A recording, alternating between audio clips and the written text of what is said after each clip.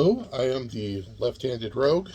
As some of you know, most things I do in my channel here are for challenges, but occasionally the things I like to add have to do with being a maker. As you can see, I have a 3D printer right here. This is my baby. I actually do a couple of conferences a year with a couple of my IT security friends where we actually run a 3D printing pavilion. I'm actually doing that next week. I wanted to get these videos out maybe a month ago, but I just really hadn't had the chance, and knowing that next week I'm going to be pretty much on the road, I wanted to get them done now. So I wanted to show a few things that I have made. So I'm just going to kind of dig into it. And if you've watched some of my videos, you'll know what a few of the things that I have in this bag that I'm going to show off.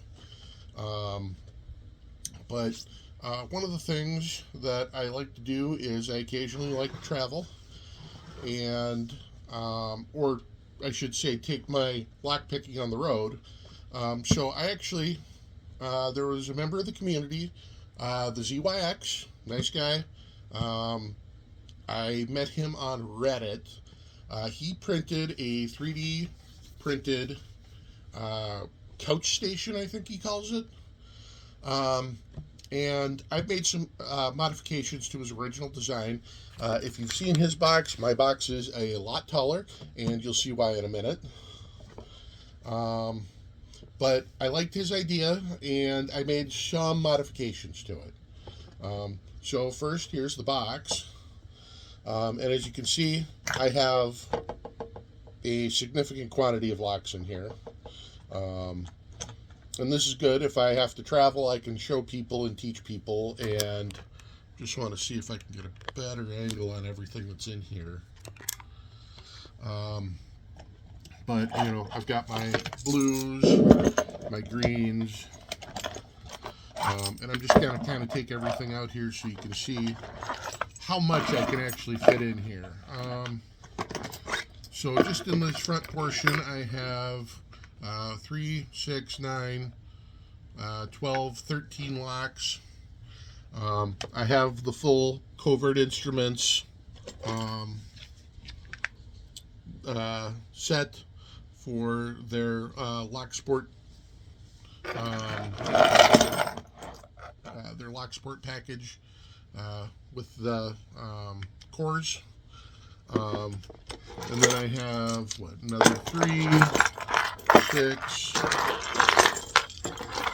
9, 12, 13.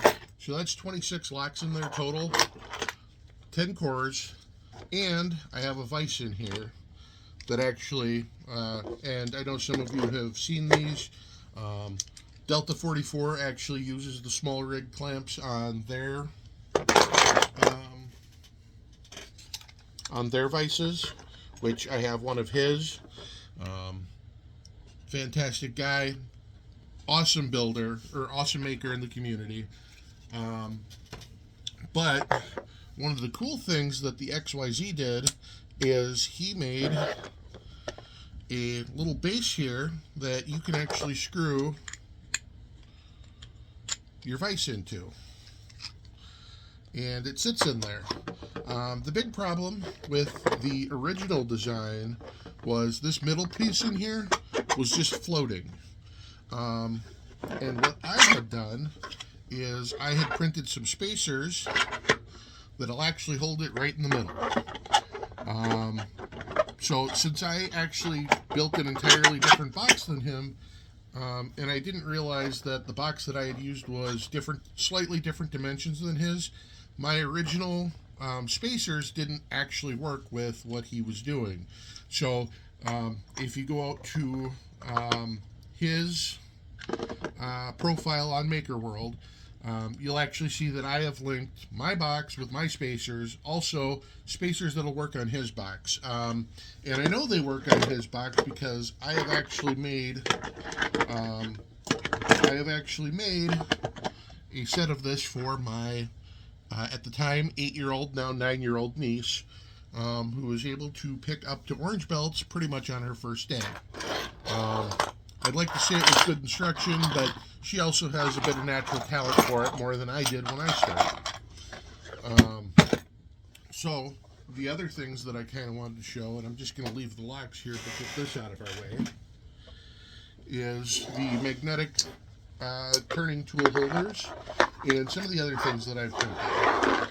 So originally I had all of my Mook stuff in the leather case, and it really didn't take up much.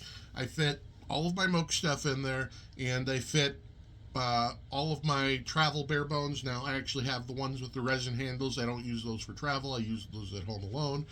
But I actually have all of their profiles in 15 and 23 thousandths, and I've printed a case out that'll hold them all in here. And I can either use one of their handles, which at the time I didn't like the idea of having to carry a wrench with me to screw and unscrew those, so I actually made my own, and these are equivalent in size, pretty close, maybe just a hair longer than Delta 44's handles for their magnetic handles for Mokes. These aren't magnetic, they're friction fit. I actually have, it's just a little slot in there that you slide it into, and it actually fits both of them tight with no wiggle. And of course on the other side, always a fan favorite, I've got my set of Jimmy Longs. But really, the magic happens when I start showing you my turners. Now, this is my most recent version because I decided that I wanted to get their other top of keyways. So this is for the Mokes, and everything here is held in magnetically, as you can see on the back. Originally, the magnets were on the other side, but occasionally, even with CA glue, they could pull out and they didn't look nice. I actually use a high-end 3M double-sided tape, and I put those in those recesses there, and they sit in there and they hold perfectly, and any tension that pulls actually pulls them into the frame instead of out of it. So yeah, it's, I mean, again, I don't like things rattling around inside a bag, so those that was definitely a much needed improvement. I did the same thing with my Reaper tools. Again, magnets on the back, and those are absolutely fantastic. Pretty easy access to the tools. I don't think I have any caddies on the other side. I just have Jimmy Long's turners in there. But I would like to eventually build a hard case that includes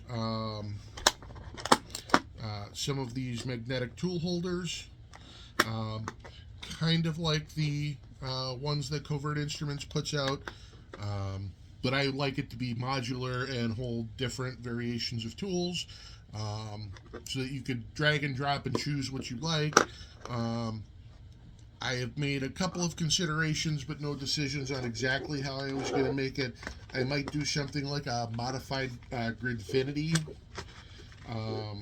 just smaller, so that you can pull in and drag out your tools and do whatever you need. But I'd love to hear your comments and your ideas and your suggestions. I'm a smart guy, but collaboration and ideas from multiple sources is what really makes things work and happen. So